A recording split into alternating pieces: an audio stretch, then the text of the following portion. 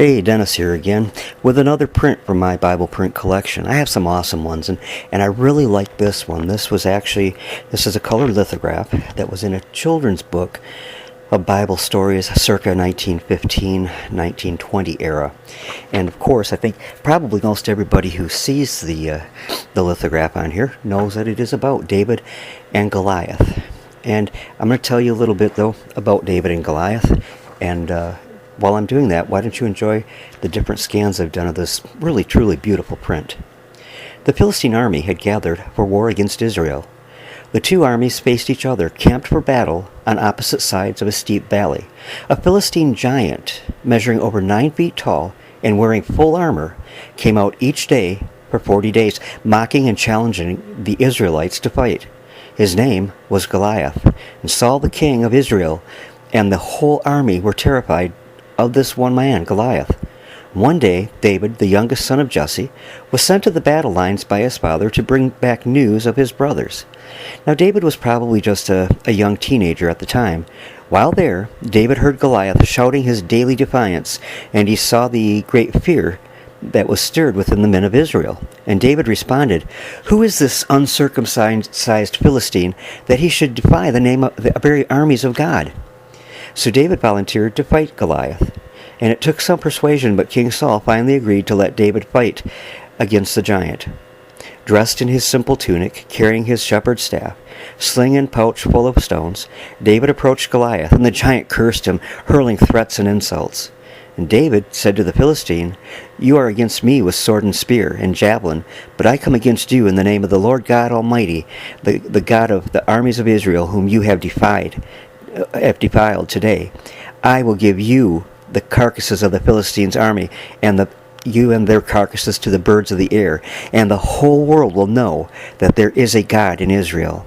It is not by sword or spear that the Lord saves, for the battle of the Lord's, and he will give all of you into our hands." And as Goliath moved in for the kill, David reached into his bag and slung one of the stones at Goliath's head. Finding a hole in the armor, the stone sank deep into the giant's forehead, and he fell face down on the ground. And David then took Goliath's sword and killed him, and then did a Muslim thing. He cut off his head. When the Philistines saw that their hero was dead, they turned and ran. So the Israelites pursued, chasing and killing them, and plundering their whole camp. Now, here are some things to think about. Why did they wait 40 days to begin the battle? Well, probably for several reasons. Everyone was afraid of Goliath. He seemed to be invincible. Not even King Saul, the tallest man in Israel, had stepped out to fight. Also, the sides of the valley were very steep, and whoever made the first move would have to be strong, would have to have a strong disadvantage and probably suffer great loss. But both sides were waiting for the other to attack first. Now, another one, David chose not to wear the king's armor because it felt cumbersome and unfamiliar. David was comfortable with this simple sling, a weapon that he was skilled at using. God will use the unique skills he's already placed in your hands, so don't worry about wearing the king's armor. Just worry about wearing the armor of Christ that's told about in the New Testament.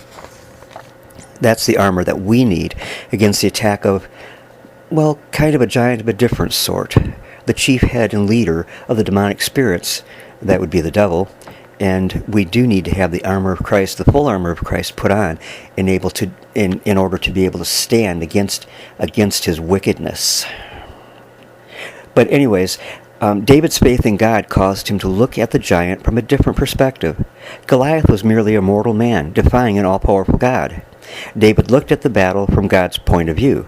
If we look at giant problems and impossible situations from God's perspective, we realize that God will fight for us and with us. And when we put things in proper perspective, we see more clearly, and when we can fight more effectively then.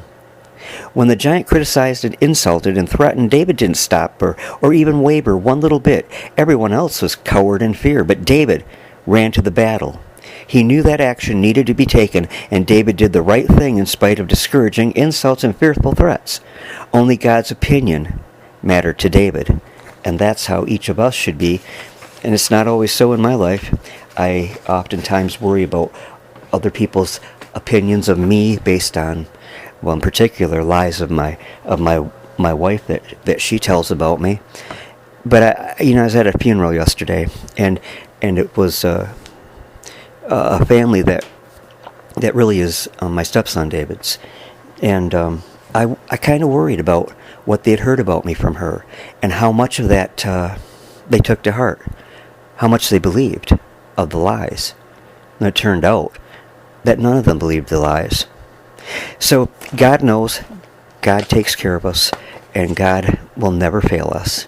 He didn't fail David in this, what seemed like a truly unfair fight where little David had the disadvantage over this huge giant, which may have been actually one of the Nephilim.